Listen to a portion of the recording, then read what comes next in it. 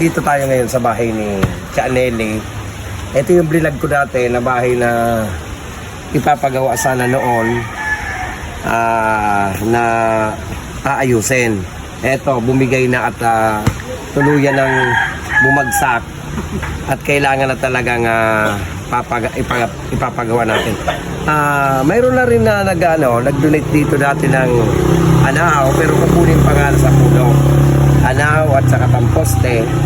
Siyempre humingi na rin tayo ng tulong para doon sa mga iba pang pangangailangan para mapatayo ito.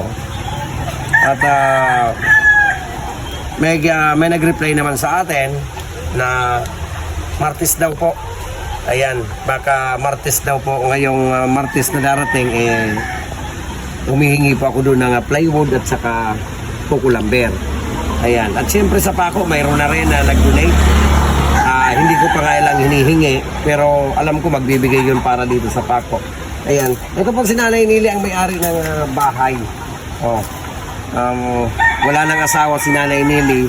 Anong gusto mo, Nanay, sa bahay mo para ang may lang natin dyan yung ano ba ang posting gagawin natin? Yung posting anahaw, posting anahaw daw. Ito mayroon pa namang isa pero may nag-donate na rin ng isang para ditong pamposte kasi parang 6 na poste ito. Nainili 6 ba? 1, 2, 3, 4, 5, 6 6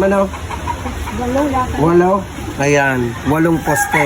At salamat sa mga yan kay humingi ako ng tulong kay Jojo Skiptron sa mga akro. Ayan, para pagtulong-tulungan ng mga akro yung pagpapagawa nito. Ayan, pag-ano lang namin yung pagkain para doon sa mga nagtatrabaho. Salamat nga pala at sana, Nay, antay-antayin mo lang kasi naka-schedule naman to. Sana nga March pa ito gagawin pero ito na nga, bumigay na. Mabuti na, hindi ka na Ayos na ako, nararamdaman ko. Nagulat ko.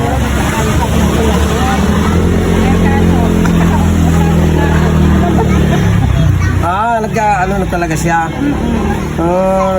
Nagtumba na talaga. Mabuti nakalis ka. Tapos pa lang kumain. Nakapatingay-tingay na ako. Pagkarain ko, natapon yung mga kain. Malaan. Narinig ko. Grabe pala, grabe na talaga ang bubong nito. Grabe na guys ang bubong nito. Rapal na dito. Rapal pa sa loob.